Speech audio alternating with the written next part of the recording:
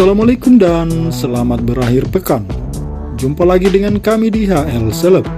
Sebelum kita lanjut, silakan tekan tombol subscribe dan bunyikan lonceng notifikasinya. Adapun berita menarik saat ini, anggota Komisi 9 DPR RI, Kurniasi Mufidayati, mendukung upaya pemerintah dalam pemberantasan sindikat mafia penempatan pekerja migran Indonesia (PMI) ilegal. Di mana sebelumnya, Kepala Badan Perlindungan Pekerja Migran Indonesia BP2MI, Beni Ramdhani, menyebutkan Indonesia darurat penempatan PMI ilegal setelah ditemukan pengiriman PMI ilegal ke Kamboja mencarter pesawat melalui Bandara Kuala Namu. Temuan ini bersama dengan upaya pemerintah dalam memulangkan ratusan PMI korban perdagangan manusia di Kamboja. Kurniasi menegaskan, pihaknya sejak awal telah meminta agar aparat kepolisian bisa turut bergerak memberantas sindikat penempatan PMI ilegal saat kasus dugaan penipuan PMI di Kamboja mencuat. Jika ada pelaku di Kamboja, pasti ada juga jaringannya di Indonesia, sehingga memang kepolisian bisa membantu memberantas sindikat ini. Ini memang sindikat karena ternyata sudah ada beberapa kali penempatan PMI non-prosedural ke Kamboja.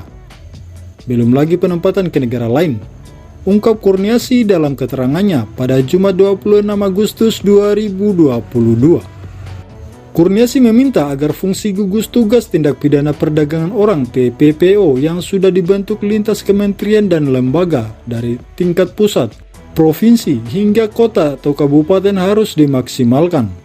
Sebab elemen di dalam gugus tugas TPPO sudah sangat lengkap untuk memulai tindakan mulai dari pencegahan hingga penindakan dari aparat penegak hukum. Adanya lintas sektor dalam penanganan TPPO ini sebenarnya sudah bagus.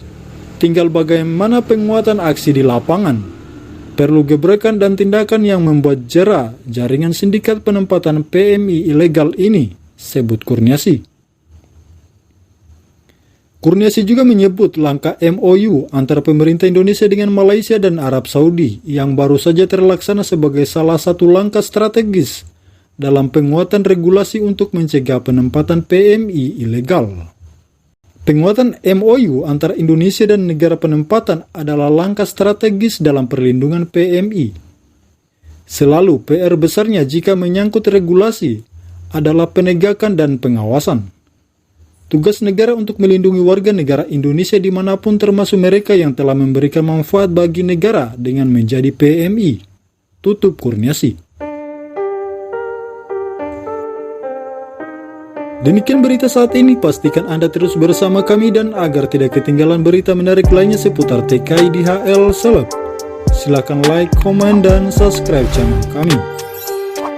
Semoga para sindikat mafia pemerdagangan manusia segera bisa ditangkap untuk diproses secara hukum. Dan semoga mereka bisa menyadari kesalahan yang telah mereka lakukan.